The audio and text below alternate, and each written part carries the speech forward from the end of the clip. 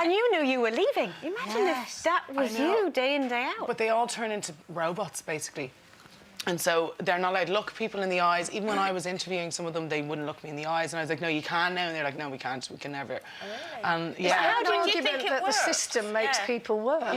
No, it does work because I was just thinking about I grew up and my stepdad was really, really strict. So it's like putting my 18 years of someone being really strict on me into 6 months for them, because no one has been looking after them their whole life. They've been allowed to do what they want, and only about 8% of them reoffend. But there was a couple in there. I was like, oh, you're here for the third time, and he just didn't really seem remorseful, or he's like, I don't really care about. But also, how do you go out into the real world? And if you can't make eye contact with someone and you're cowed, you know, I can see it would work for some, but not necessarily for others. But after 6 months, then they go into an easier part for 4 months, where they get them jobs, and they're sort of reintegrated that way. And you've done some... Oh, sorry, Carl.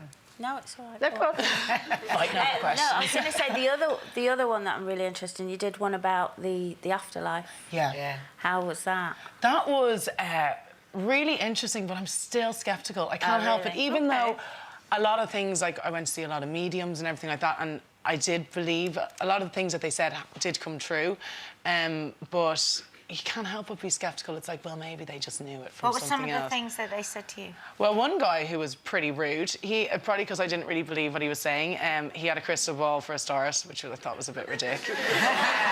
But he can't help that. No. As soon as I saw the crystal... This is profession. He needed it. No, but as soon as I saw that, I was like, here we go. But I went in, and he did inform me that me and Brian would be breaking up, and I was just like, do you need a crystal ball for that? With relations? That was just what I mean? It's 50-50 chance. Yeah, that's what I thought. But then, literally, I think it was 3 days after me and Brian had broke up publicly, he tweeted me to say, I told you so. Nice! I know, nice. way to rub it in.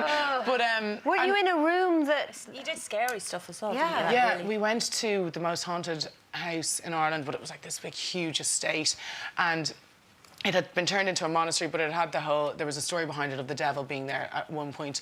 Then it got turned into a monastery, weirdly enough.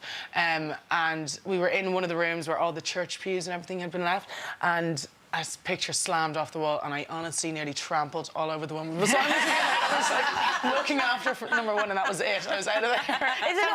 So you say it just flew off the wall?